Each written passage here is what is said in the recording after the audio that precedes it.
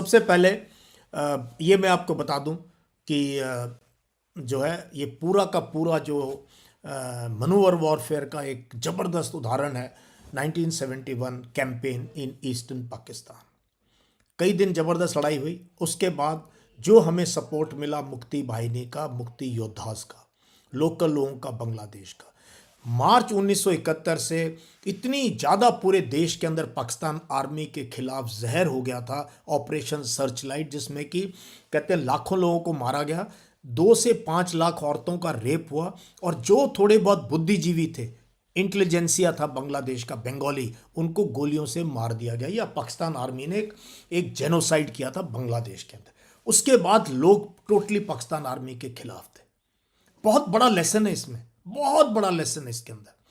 तो जब ये घमासान लड़ाई शुरू हुई और हमारा फोकस था, centre of gravity was east Pakistan, Indira Gandhi top पे, और home minister, defence minister, army chief, navy chief, air force chief, पूरा का पूरा तंत्र जो है एक डायरेक्शन में था।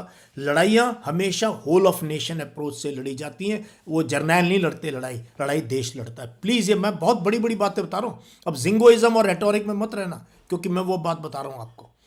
तो जब देश ने डिसाइड किया, मार्च में शुरू हुआ, और फिर लाखों लोग बांग्लादेशी रेफ्यूजी आ गए वहाँ पर। इतनी ज़बरदस्त यातनाएं कौन सहेगा पाकिस्तान आर्मी की, तो लोग जो है यहाँ आ गए। और वेस्ट पाकिस्तान में उन्होंने कहा, east, defence of the east lies in the west, कि भाई तुम घबराओ मत बंगालियों, जब तक वेस्ट सिक्योर है तुम्हें कुछ नहीं होगा।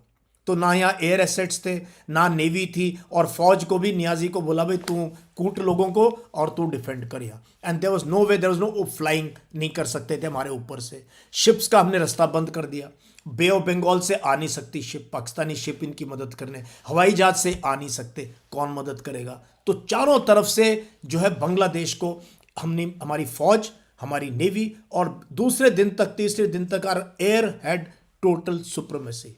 जब गवर्नर हाउस ढाका में इंडियन एयरफोर्स ने बॉम्ब डाले ना, और वहां मीटिंग चल रही थी, governor, east Pakistan army chief वगैरह, वो हिल गए, यार ये तो यहां पे बॉम्ब गिर रहे हैं ढाका के अंदर आके। वहां से साइकोलॉजिकल पैरालिसिस स्टार्ट हुआ। लड़ाई दिमाग से लड़ी जाती है, और दिमाग में ही हारी जाती है लड़ाई।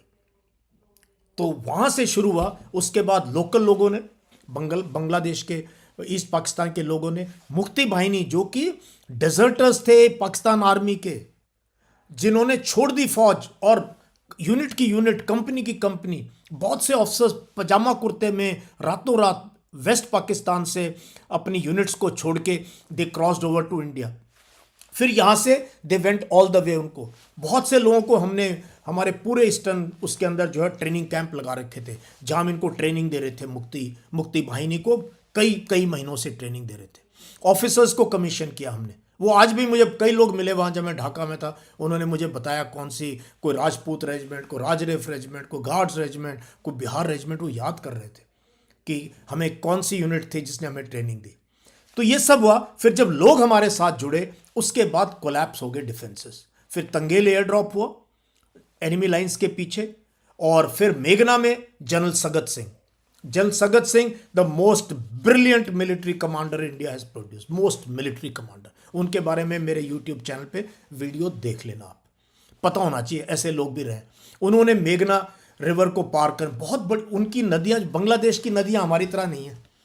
हमारी नदियाँ ना, अब यमुना का फिर भी दूसरा किनारा नजर आता है, गंगा का किनारा नजर आता है, गोदावरी, ये सारी नदियों का किनारा नजर आता है। बांग्लादेश में डेल्टा बन जाता है, नदी का दूसरा किनारा नजर नहीं आता है। ये मैंने देखा अपनी आंखों से। यार नदी तो शुरू होगी, किनारा कहाँ है दूसरा, नहीं नजर आता है।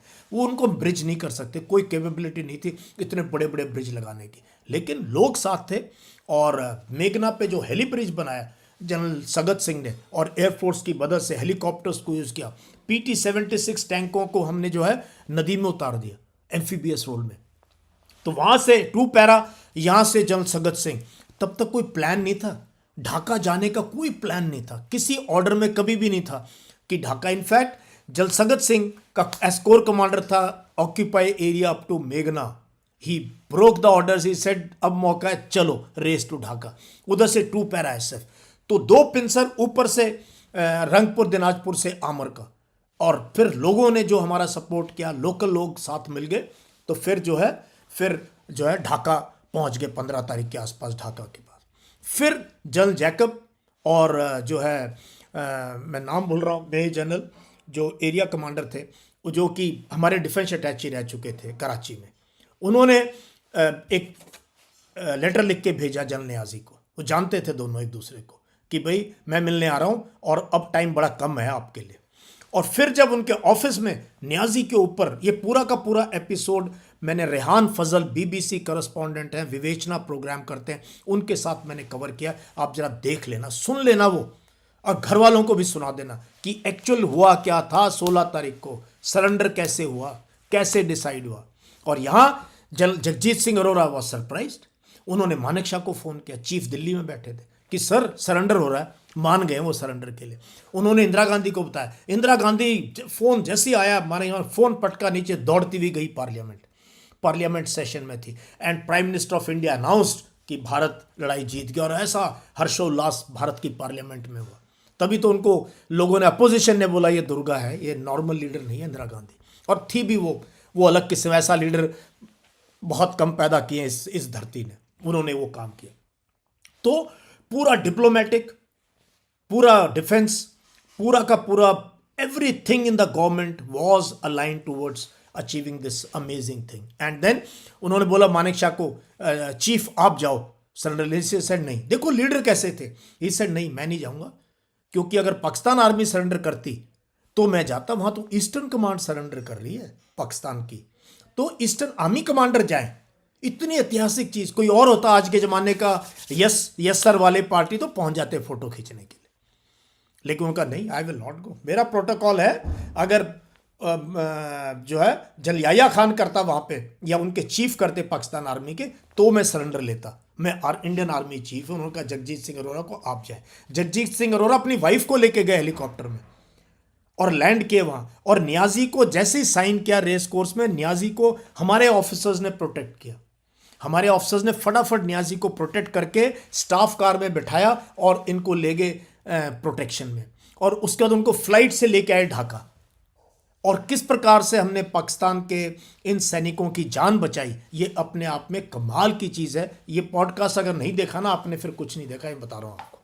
ठीक है, तो आ गया मज़ा।